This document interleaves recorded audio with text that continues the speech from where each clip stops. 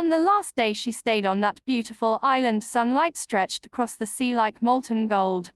A gentle breeze carried the salty scent of the ocean, lifting the curtains of the villa's living room, where she stood silently gazing into the distance.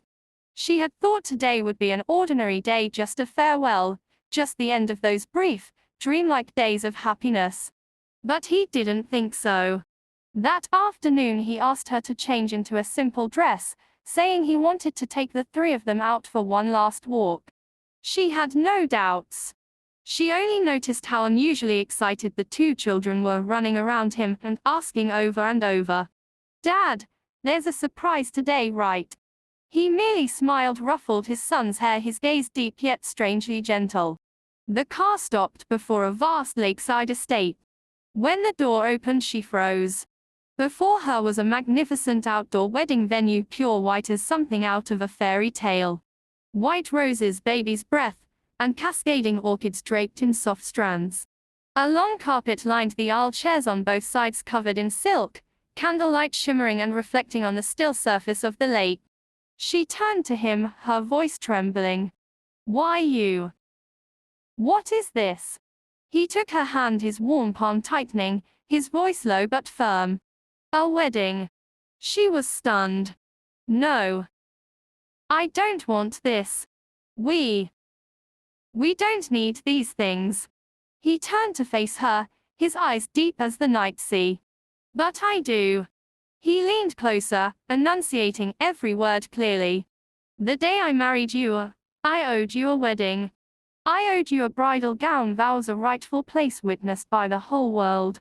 Today, I want to make it up to you." Her throat tightened. "I don't need it. But this is my wish," he said with a gentle, yet resolute smile. "I only hope you'll grant it."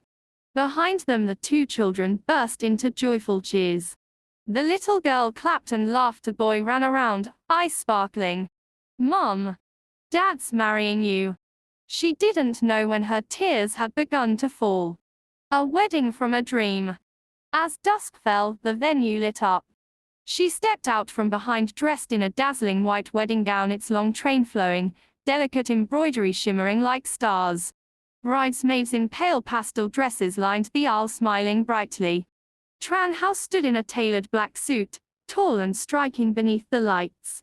In his hand was a black velvet ring box. Inside, a diamond ring glittered, its brilliant stone radiant like an eternal vow. A few of his closest friends sat in the front row. They were quiet, watching with sincere blessings in their eyes. Everyone knew this man had waited far too long for this moment. As she approached, he extended his hand. She placed hers in his. In that instant, the world seemed to stop. The officiant smiled, his voice solemn in the quiet space. "Groom, do you vow to love your bride for a lifetime, through health and sickness, youth and age, wealth and poverty, and never abandon her?" Without a second's hesitation, he looked at her, his gaze profound, his voice steady. "I do." Just one word. Heavier than any vow. Her heart raced, her chest tightening with a pain that was also sweet. The officiant turned to her and asked the same. She took a deep breath, tears falling, her voice trembling but resolute. "I do." Applause rose like waves. He gently slipped the diamond ring onto her finger. Light reflected brilliantly, almost blinding. She looked at the ring, her tears falling onto his hand. He leaned down and whispered so only she could hear. "This time, I won't let you get lost again." The officiant smiled brightly. "And now, the groom may kiss the bride." No prompting was needed. He wrapped an arm around her waist and drew her close. She lifted her head, their eyes meeting. In that moment, years of separation, misunderstanding, and pain dissolved.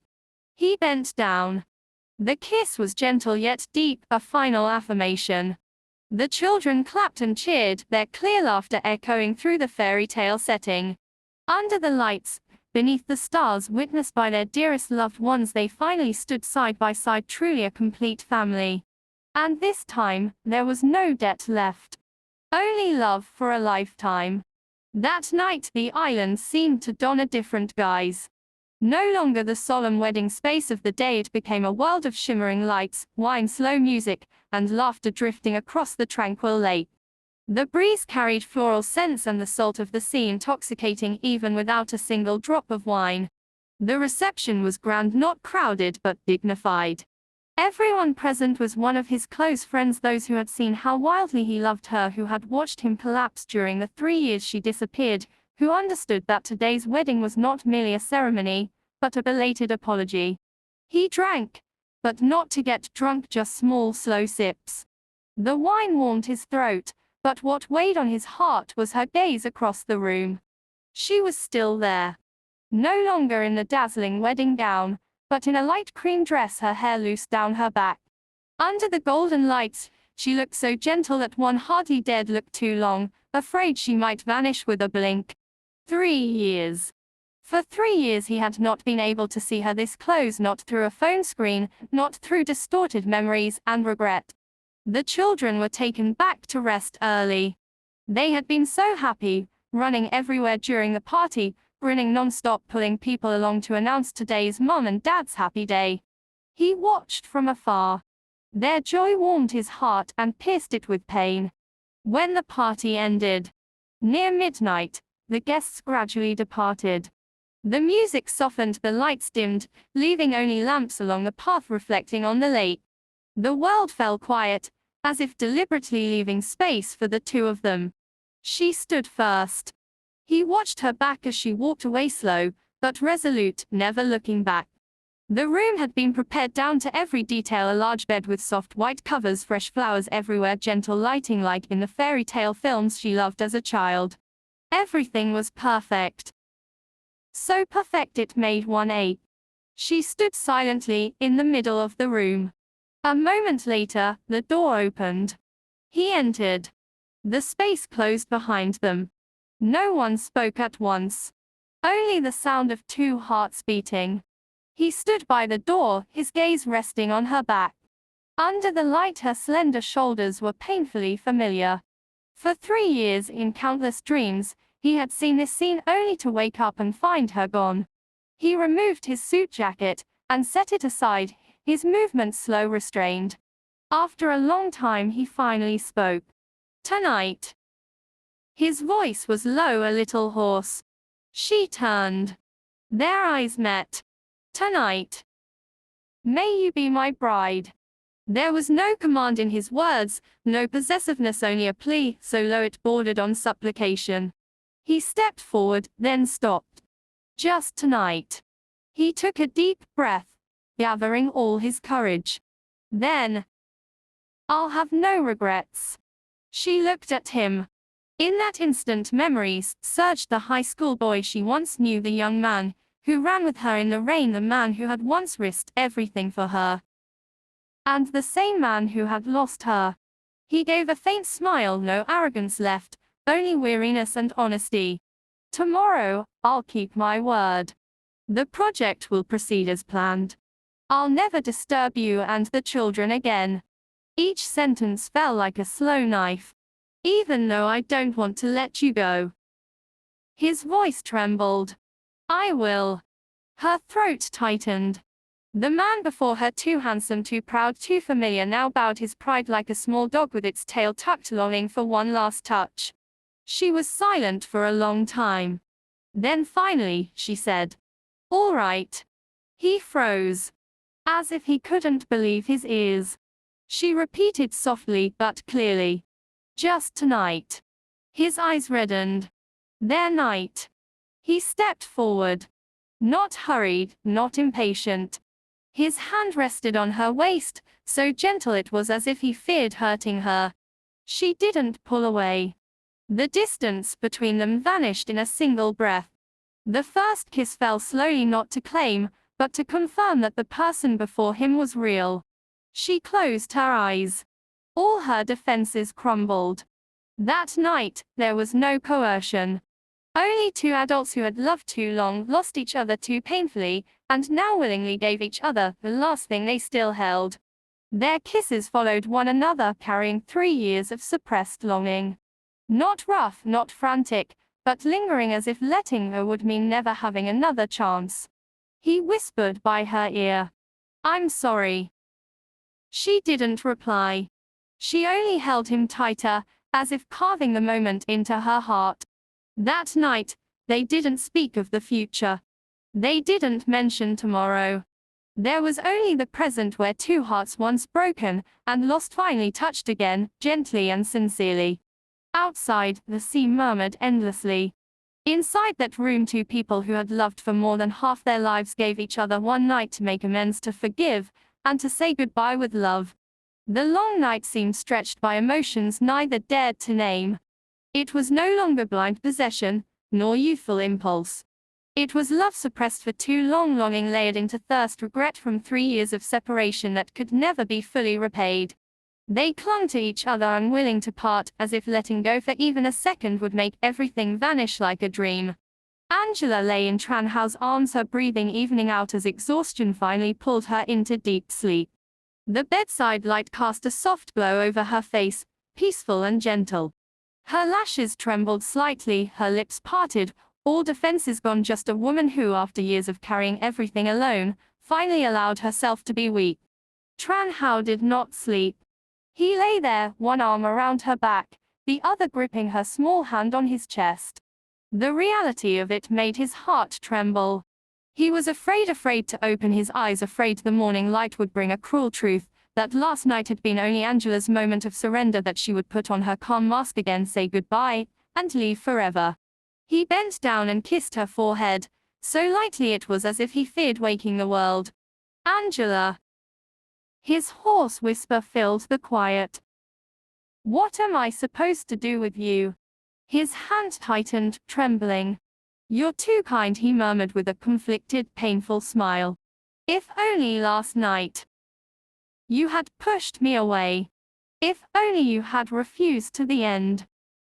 Maybe I would have let go. But she didn't." And he, already sunk too deep, couldn't save himself. Trần Hạo closed his eyes and took a deep breath. For 3 years he thought he had grown used to loneliness, to sleepless nights, to punishing himself with memories. But just one night with her in his arms made all that habit meaningless. He could never return to his former life again. He stood by the window for a long time, his phone heavy in his hand. In the end he dialed the number himself, not out of coercion, nor conditions, but by choice. By choice he bowed his head, and admitted that some truths he had seen too late. The phone rang less than twice before the other side answered. "I'm listening." The familiar voice was steady, authoritative. He took a deep breath, his throat tightening. "Grandpa." "It's me." There was silence for a few seconds, no reproach, no interruption. "What's the matter?" the old man asked calmly. He clenched the phone. For the first time in his life words came this hard. "I'm calling to tell you something. I've thought about it for a long time." He paused, summoning all his courage. "I regard the 2 children as my own." His voice lowered, each word heavy yet firm. "Not out of responsibility. Not because of circumstances. But because I truly want to protect them, raise them and be with them as a father." The other end fell silent again, but this time not in surprise. The old man smiled faintly, deeply, a smile only those near the end of life possess. "So, you've finally seen it." He stiffened. Leaning back in his chair, the old man's aged eyes held both compassion and familiar helplessness. "Fool," he thought. "They were your children all along. You were the only one in that house blind enough not to see the obvious." He didn't say it aloud. He simply replied slowly, "I've known about this for a long time." His breath caught. "You knew?" "Yes," the old man said. "From the way you look at them. From how you instinctively stand in front of them. From the way you call their names in your sleep without realizing it." He sighed softly, his tone gentler. "I was just waiting for you to understand it yourself." On this end he bowed his head deeply. For the first time, he no longer wanted to argue or deny. "I'm sorry for being so late." The old man smiled, kinder than ever. "Late or not doesn't matter. What matters is that you finally called me." The call ended in warm silence. No promises. No confirmations. Just one man who had seen through everything from the start. And one fool who had finally opened his eyes. That morning, sunlight filtered through the hotel's large glass windows, falling onto the thick cream-colored carpet. Everything was strangely quiet, as if even the smallest sound could shatter the fragile moment. Angela stood by the window, her hands resting lightly on the cool glass. Behind her, the two children were still fast asleep on the luxurious bed prepared just for them, soft blankets pulled up to their chests, their young faces peaceful beyond waking. He leaned against the wall, silently watching the mother and children. No one spoke for several long minutes. The farewell had been predetermined, but as it truly approached, he realized some things can't be prepared for, no matter how ready one's reason may be. Angela turned her gaze, meeting his. For a brief moment, she felt that the man before her today was different. The familiar arrogance was gone, the cold distance gone. In its place was something deeper, heavier, as if he were hiding a very big decision. "We should go," she said softly. He nodded. He stepped forward and bent to pull the blanket back over the children. The movement was so natural that even he froze for a brief second. A thought flashed through his mind: if only things had been different, if only he hadn't chosen to stand outside their lives from the beginning. He crushed the thought immediately. Standing straight, he looked at Angela. "Angela." She looked up. "May I say one thing before we part?" She was slightly surprised, but nodded. He was silent for a few seconds, choosing his words. "I don't know what the future holds," he said slowly, "or what you'll think of me after today. But there's one thing I want you to know." Her heart tightened. "No matter what happens," he continued, his voice lowering, "in my heart, those two children have never been someone else's kids. To me, they are my children." The room fell silent. Angela froze, her lips parting but no words coming. She hadn't expected him to say it so directly, without evasion. He met her eyes, his gaze uncharacteristically firm. "Not out of responsibility.